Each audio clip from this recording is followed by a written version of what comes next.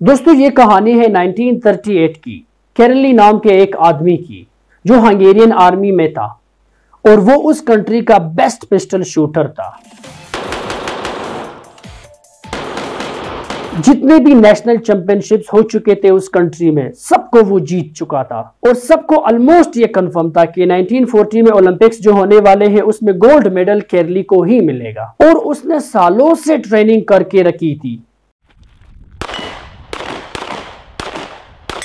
तो उसका एक ही सपना था, एक ही ख्वाहिश थी कि मैंने इस हाथ को दुनिया का बेस्ट हैंड बना, बेस्ट पिस्टल शूट हैंड बनाना, बेस्ट बनाना है और बेस्ट बनाना है। और वो कामयाब हो गया। 1938 में एक आर्मी का कैंप चल रहा था, क्योंकि वो आर्मी में था और एक एक्सीडेंट हो गया। उसके उसी हाथ में जिससे उसने गोल्ड मेडल जीतना था, उसी में एक हैंड ग्रेनेड फट गया और उसका वो हाथ चला गया। जो उसका सपना था, जो फोकस था, सब खत्म।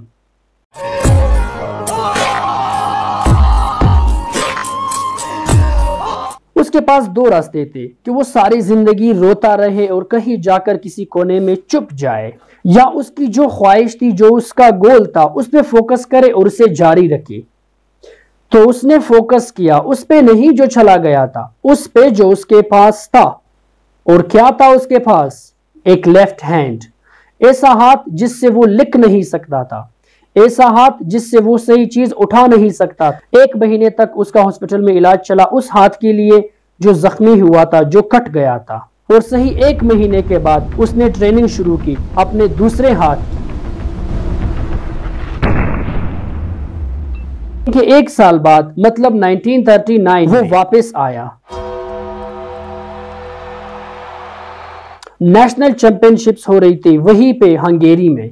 जब लोगों ने इसे देखा तो उसे जाकर कांग्रेचुलेट किया और कहा, ये देखो, ये होता है जज्बा और ये होते ही स्पोर्ट्समैनशिप। और इतना सब कुछ होने के बाद भी तुम यहाँ पर आए हो हमें देखने के लिए, हमें सपोर्ट करने के लिए। किसी को नहीं पता था कि वो 1 साल से ट्रेनिंग कर रहा था अपनी लेफ्ट हैंड की। तो उसने ये जवाब दिया कि मैं आपका हौसला बढ़ाने नहीं आया हूँ, मैं तुम्हारे साथ कंपीट करने आया हूँ, तुमसे लड़ने आया हूँ। और कंपटीशन हुआ, बाकी सब जो वहां पर थे वो कंपीट कर रहे थे अपने दोनों हैंड से, और ये कंपीट कर रहा था अपनी ओनली हैंड से।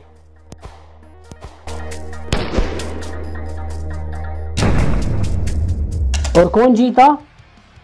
The man with only hand, of course Karoly Takacs. लेकिन वो यहां नहीं रुका, क्योंकि उसका गोल क्लियर था कि मुझे इस हाथ को सिर्फ इस कंट्री का नहीं बल्कि पूरी दुनिया का बेस्ट शूटिंग हैंड बनाना है। उसने अपना सारा फोकस डाल दिया 1940 के ओलंपिक्स पर। और जब ओलंपिक्स होने वाले थे, लेकिन 1948 के ओलंपिक्स कैंसिल हो गए वर्ल्ड वॉर 2 की वजह से।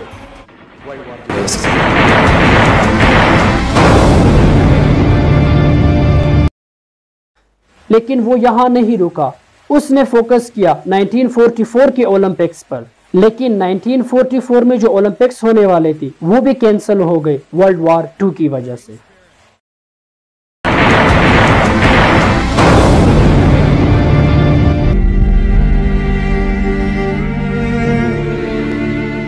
इसके बाद उसने अपना सारा फोकस उठा के डाल दिया 1948 के ओलंपिक्स के ऊपर। 1938 में उसकी एज थी 28 साल और 1948 में उसकी एज हो गई 38 साल। और जो यंगर आते हैं कंपटीशन करने के लिए, उससे कंपीट करना काफी मुश्किल हो जाता है। लेकिन मुश्किल वर्ड का ये नाम था ही नहीं कैरली के डिक्शनरी में। और वो गया, पूरे वर्ल्ड से बेस्ट शूटर आए थे जो अपने बेस्ट हैंड से शूट कर रहे थे, और ये अपनी ओनली हैंड से शूट करने गया था। लेकिन कौन जीता? The man with only hand, of course Karoly Takacs जीता।